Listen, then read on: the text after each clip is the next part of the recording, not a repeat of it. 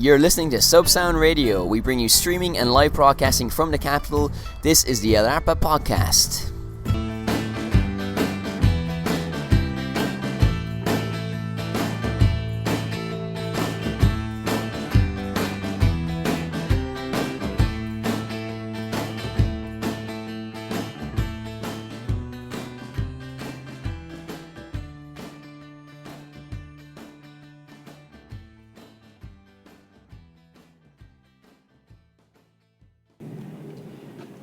Welcome back to another episode of the Arpa Podcast. Joining me in the studio is Maria. How are you? Very well, thank you. You? I'm very good, exactly. So this is our second and last podcast before we break for the Christmas holidays. How's it going? I feel like I haven't seen you since forever. Really? It's going very well, thank you. We've been doing lots of things. We have. On Saturday, you are dancing your little heart out. I am, for charity. Well, it's for old people's home. An old people's home? Yeah. You're dancing Mamma Mia tunes inspired by the hit musical of ABBA? No, we're not. Just Bollywood, which is what I dance. Okay, and I will be in attendance there as well. Primarily as a devotee of Indian culture, but also to put it on camera. And I've never seen you dance before, so that'll be unique. In many aspects. Don't disappoint me. Okay. So, you've probably seen the news, no? Spain, of course, is an hour ahead of London, Dublin, Portugal.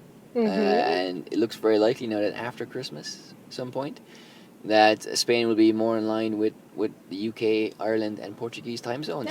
They've been saying that for years. And the work day will finish at 5 o'clock. But this time it looks very secure because they have the support of all the different parties, which is very rare in Spain. Yeah. And there seems to be political will to do it. So, I don't know. Maybe we'll be living in a Spain that finishes at 5 o'clock or 6 o'clock. So we won't be able to record the podcast then? This is our hobby.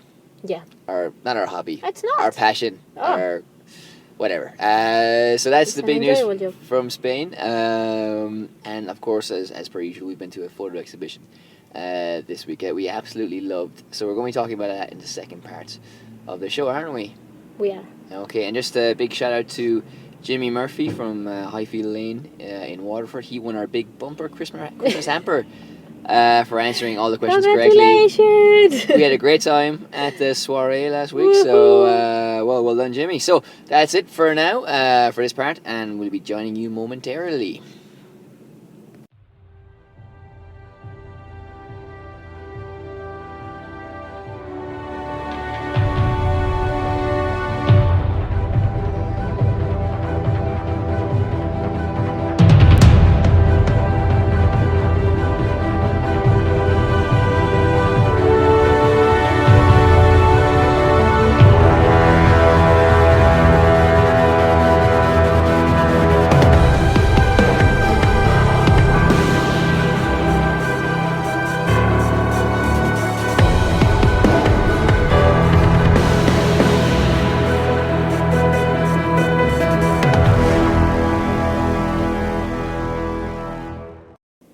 Maria, do you have an invisible friend?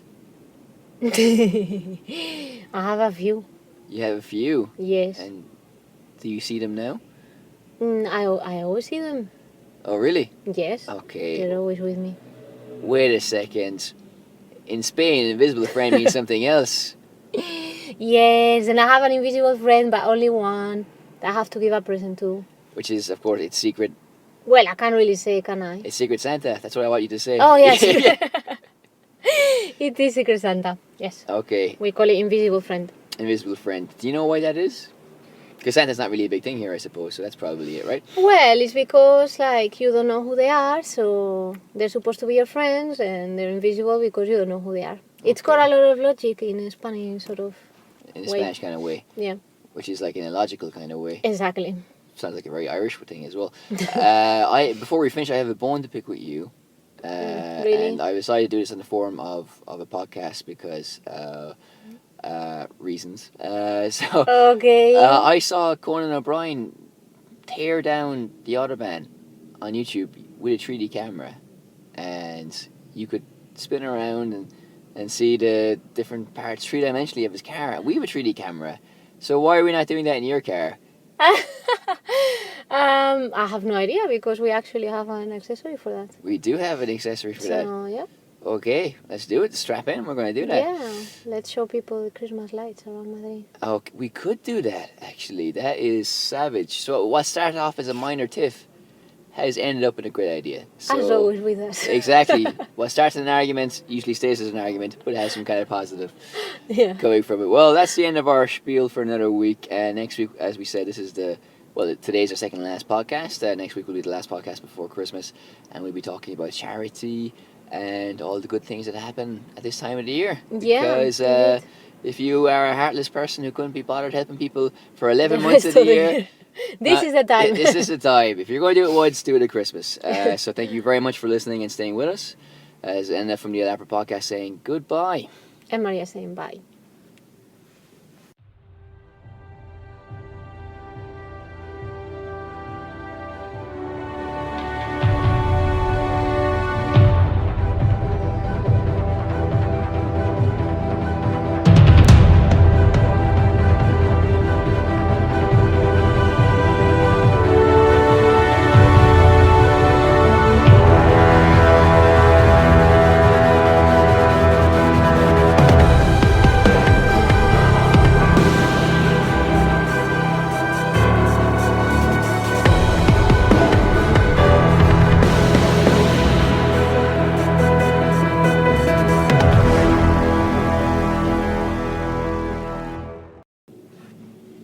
Photography. Painting for lazy people. So, Well, I'm sure that's a definition that has never been written before. too late. It's been said in the podcast. It's fact. So, we went to the Mapfre Center in Madrid to see the work of an American photographer Yep. called Bruce. Davidson. Exactly. He was a bit of a big fish in the photography world. At least he was back in the day. I don't know how popular he is currently, but certainly he was famous when he was active and working, when he was alive. So generally our reaction as a El Arpa unit was overwhelmingly positive, no? It was very positive, especially in contrast with some of our other reactions. Exactly. When we have completely... Dissed it. Yeah. But, with every photographic exhibition, you have to give it a context, set the scene. So with the other ones, they've had some airy-fairy, abstract sense, which can work sometimes it doesn't. But this guy went the opposite way. How did he frame his photography? Well, I think it was all around the theme of human emotion. And Well, the word humanist, no? Humanist approach to photography. he's been described as a humanist photographer, which I think was... I wasn't quite sure before we went about whether that was, just a word and how much content was into that. But no, I think definitely it focused on human emotion in an interesting way. And in a decade spanning from the 50s to the 90s, no? Spanning such broad topics as pioneers, Spanish poverty, street gangs, dwarves in a circus, civil rights, and he travelled quite extensively around the UK, also hopped over to Ireland, other European countries as well, and of course the United States of America, and particularly New York City in all its glory, capturing the black rights movements, the poverty in East Harlem, which is familiar to a lot of Latin residents, and also was a place where Lorca called home for a short while. And he covered the beauty of Central Park as well, the people ambling around, the couples, the kids, and the flora and fauna. So much to discover in there if you do go there, and it's free, so I highly recommend it. On Mondays? On Mondays as well. Yeah. Okay, Only on Mondays. That's important. So if you're flying in, Yeah. fly in around the Monday. Yes. Okay, so we got to start somewhere, obviously. So why don't we just start at the start, which is a fantastic place to start. So the first pictures we saw were of an old couple in rural America. So that's the scene. What was your reaction to those that series of photographs? Well, they are the pioneers that you mentioned, so it's quite fitting. That's the beginning of the... Well, pioneers in what sense, though? Because, basically what I meant by that is that they were an ordinary couple, no? Yeah. Living in the sticks of the United States of America. He was on leave from the army. He wanted to take their photograph because he had an interest in photography. They basically took him in a sense, because whenever he had leave from the army, he stayed with them and he took very intimate portraits of them, their mundane realities, their everyday life. There's a very sweet photo of him that he takes where he photographs the wife checking on her husband who was asleep in the bed. He's 90 odd, she's in her 70s, for example, so they're very old.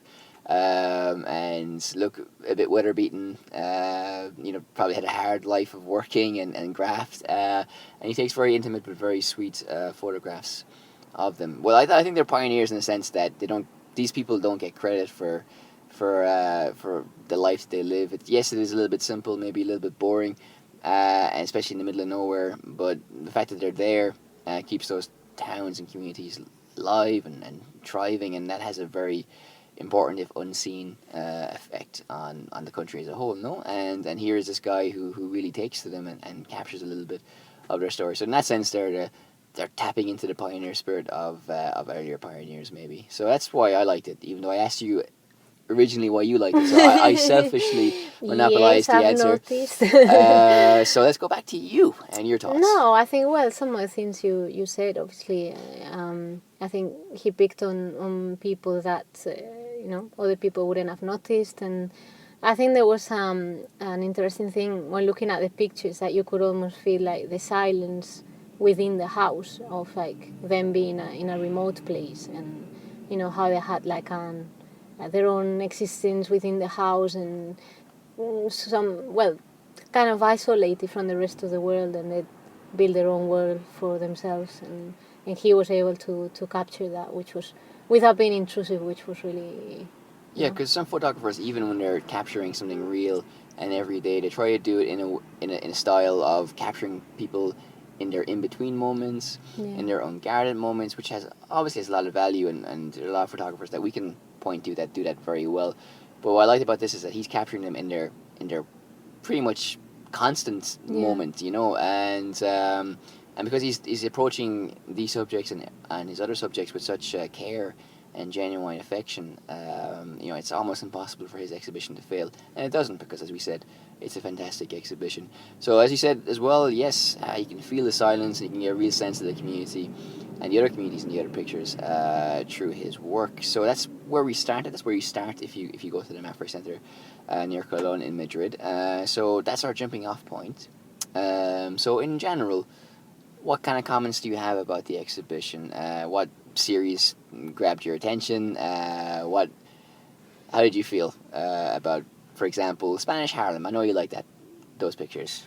Well, I think what I got out of the exhibition was that something that I often don't find, and I find quite frustrating, that is lacking in the photos, which is telling a story. I think in all the series there were people, like kind of characters that were just through the pictures, like for example with the dwarf that was working in the circus, and you could form a kind of story behind those images. And another aspect I liked was that they were all, treated in a very sensitive way, but that wasn't, patronizing or kind of like moralistic or whatever. Which I thought was quite... That's true, and also as well, you can get a sense of the community in the neighborhood. You feel like that by looking at the picture, you can kind of feel what's happening there. Around. Because there's great depth in his photography as well, which is a very good thing to have in images, in movies or photographs. And there's a couple of pictures of people, and you can see outside the window, and you can see what they're looking at. It's not very great, or you can see the depth in their apartment of the rotting woods, like a dog ensconced almost secretly under a bed, peeling wallpaper, and it's pretty grim, and it is essentially a slum dwelling. And you hear so much about slums in Dickens or Joyce or literature, but to actually see it is nice in a way, because you never really do see pictures of it. So to give life to it again is very interesting, I think, to see that kind of stuff displayed in front of you, so expertly, and so with so much attention to detail as well. I think that's right. So also we saw the dwarves you mentioned in the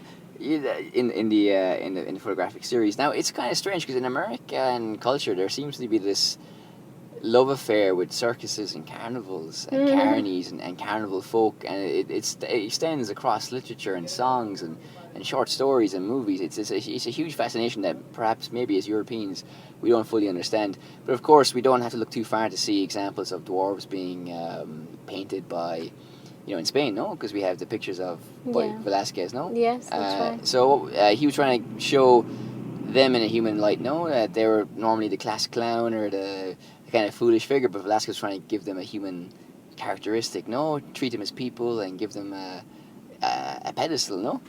Give them a showing to the world, because normally they're just there for comedic relief. Yeah. Do you think that our photographer friend here was tapping into that belief? Well, I think, I don't know, yes, very much so, because I think, to be honest, that you saw him just as an ordinary person, kind of like within his own reality, but at the same time not. To me, because there were several pictures, and in one of them he was having a drink or something at a bar, yes, and you could see some men behind kind of laughing at him. Exactly. And then there was another one where he was performing and everybody was just looking at him. And there was another like close-up of his face, just as any other person. And I like that because it kind of I felt like it separated the job that he was doing, from like his real personality. Where in the photo, like where you saw just him, it kind of like gave away, I don't know, information about his personality not related to his physical appearance, which I thought was quite interesting. I think it shows two things. First of all, the guys are looking at him in the bar. Yeah. That struck me as well, and I was thinking it's a staggering lack of awareness, because they're looking at this guy without, they don't care if they're seen or not, and there's a photographer there. If you're the kind of person to look at people. But you don't care if you're going to be captured on camera doing it. It's like it is like a lack of awareness. But like his whole relationship with the rest of the world, it seems, is one of being a subject of looking. So they're looking at him, and then when he's performing, people are looking at him as well. And of course, there we are in the exhibition, looking at him also. So it's like a constant feature of his life, but you have different shades where. One is of ridicule, one is perhaps of respect, or that's where he's in his element because he's working, and people are kind of beholden to him. And of course, in the exhibition, we see another characteristic of him, which is the one that the people in the cafe might not see, which is just an ordinary Joe going about his business and living his life, no? Which is what he is, of course, Mm-hmm. So that was that picture as well. Anything else you want to say before we move on to the others in the series? Well, what's next? What's next? Well, for example, there's one about street gangs, which I really, really liked, and I know you did as well. So again, do you want to take the lead? Well, I think for street gangs, you're more into these things. Well, to be fair, the podcast did save my life. I was in a street gang called the Easy E's, drifting, going down a bad road, and this love of podcasting kind of pulled me back from the brink. So I know. So tell us about your experience. It is too graphic for podcast land. So buy my memoirs whenever they're going to be written in the near future. So the street gangs, group of young people who are having the laugh, messing around, being kids. Maybe 15-year-olds, 16-year-olds, 17-year-olds. And at that time, like we discussed, there was a huge American kind of obsession with youth delinquency, and you see movies like Cool Hand Luke talking about it. You see kind of informational promotions and videos kind of warning against it. And you have these kids who probably do feel alienated, like a lot of kids do, and they're being pushed away by certain sections of the society. But he took the time to live with them, to photograph them as well. And it's fantastic because, they're just kids, and this is the first time we see teenagers anyway. It's like the 50s is when the whole concept was invented anyway, and we see intimate portraits where they're kind of canoodling with loved ones, and that's when they're not posing. Mm-hmm. And it's fantastic because they're just doing their thing, and he was there to capture it, which is what great photography is as well, just being there at the right moments. and the right time. But also you can see them kind of posing under the advertisements, photos of movie stars and different things. So you can see where they're getting their inspiration for their look and their attitude and their way of being. And I mean, even if you're familiar with the French movie Breathless, which is the classic of French cinema, it's about a guy who models himself on American cinema. So it's like, in a way, it's a very age thing. If you're every teenager or somebody who has been a teenager can connect to it, or it's also in that sense it's a cross generational thing, and also that being teenagers is universal, and that's why his photographs are universal as well. And just in different contexts in the city, in Coney Island on the beach as well, and I don't know, gangs never go away, but these guys didn't seem to be like a drug pushing fighting gang. They're just a bunch of kids who are friends hanging around trying to look tough, basically, like a boy band. But without the music, so like a boy band. So that's why I liked it anyway. At least I don't know if you share those opinions or if you have another reason why you like that series. No, well, I think that relation with the movies was quite interesting. Okay. But I liked it, but it wasn't one of my favorites, I would say. That's fair enough. Well, we've done most of the photographs in that series. We're missing two. Photographs of Almeria in Spain, and also the photographs of the Civil Rights Movement. So let's talk about the Civil Rights Movement first, and then we can finish with Spain, since we are doing a podcast from Spain. We are. So, hola, ¿qué tal? Sí. ¿Cómo estás? Okay, well, these were fantastic pictures. Really. They were. Unbelievable pictures. We saw these two pictures independently of each other. We weren't together at that part of the exhibition, but we focused on the same pictures. No, one was of a black woman with a sign: "Khrushchev can eat here, why can't I?" Beautiful picture. She was being taken away.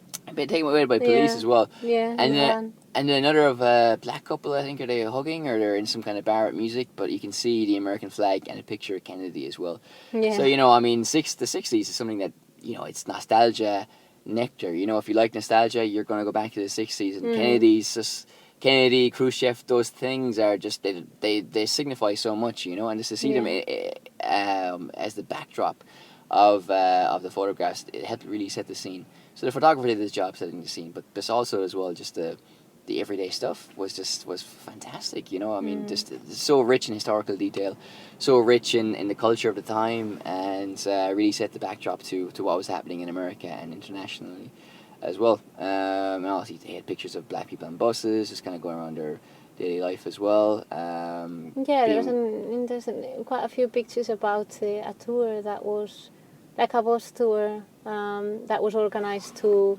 kind of raise awareness about black people not being able to mix buses and all this, and some white people went to support that tour, and he was in it, and I thought that was quite interesting because it finished with a picture of the big march in Washington, which kind of like was the final moment where people became more aware or more committed with the cause, because I think a lot of people were already aware, but Exactly, yeah.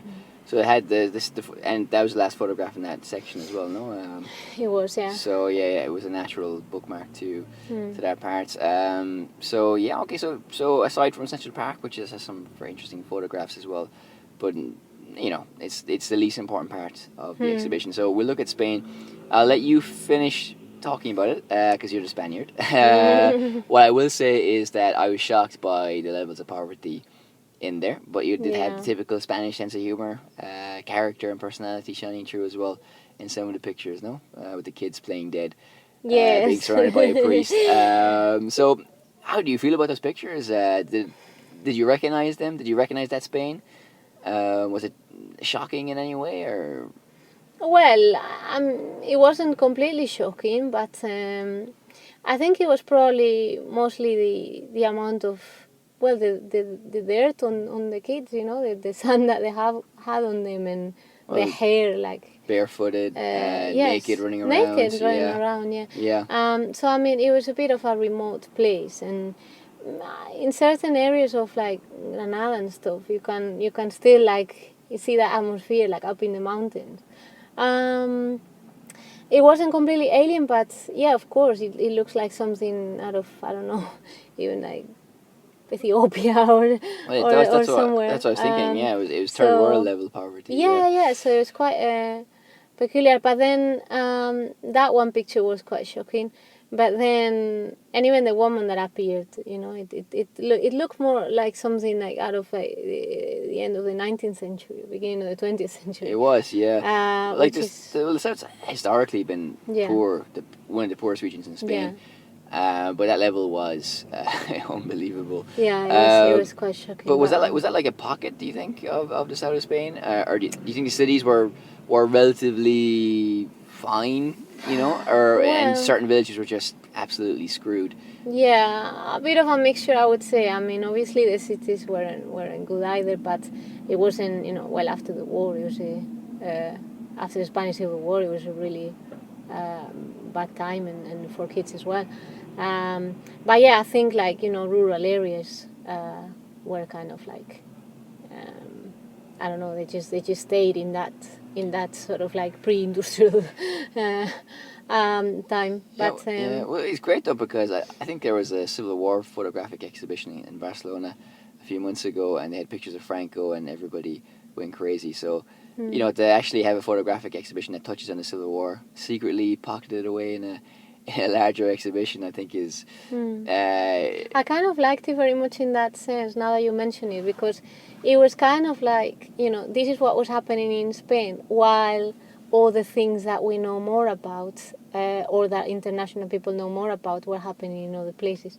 So it's kind of like quite a contrast, Well, I think there are a lot of things about the Spanish Civil War that are still undiscovered or unknown in other parts of the world. We went last year to a documentary about African Americans who fought in the International Brigade against Franco forces, and it's not something that's widely known. And also the poverty, it's not something that people tend to talk about even here when you're discussing the Civil War. So I think it's just a fascinating story, and slowly these different facets of it emerging. So I quite like that part of it as well. Yeah, so with all the kids like. Pretending like being shot and stuff. And I think since we always talk about movies, like there's something like quite peculiar about it, or quite striking about it, which is that those pictures of Spain were taken in those areas where, like the biggest sort of like American blockbusters were being filmed. Well, not the blockbusters, kind of but the spaghetti westerns, more or less, no? No, like you had things like, El Cid, or... things like these, like big productions, big Hollywood productions, the Ten Commandments, all these movies were filmed there. So it's quite, it's quite interesting that there's that link between American culture and Spanish culture, but the Spanish culture that you see is actually the real thing that is happening behind the scenes. So exactly. It's quite revealing, I think. Well, because movies at that time as well were just escapism. You didn't have Ken Loach movies, for example, of course. that were gritty. But yeah, it's interesting because we discussed in another podcast the Spanish influence on American movie posters. So Hollywood posters starring Kirk Douglas, Clint Eastwood, James Bond were all penned by Spanish artists. No, they're all illustrated and drawn by Spanish artists. So there's a huge link as well between Spain and Hollywood that people mightn't be aware of anymore. Close to Madrid, of course, you also have the graveyard from the Good, the Bad and the Ugly, which plays its part in the denouement of the Clint Eastwood classic. So Spain, great country for everything. Dr. Zhivago. And Dr. Zhivago as well. Not as good as that, but so a bit overblown, if you ask me. But okay, well, so overwhelmingly positive. Yes, very positive. Yeah, so go see it if you're here. Google.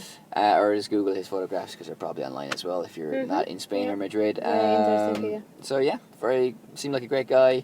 Did great work, and we can't recommend it highly enough. On to part 3. Indeed. You're listening to Subsound Radio. We bring you streaming and live broadcasting from the capital. This is the El Arpa Podcast.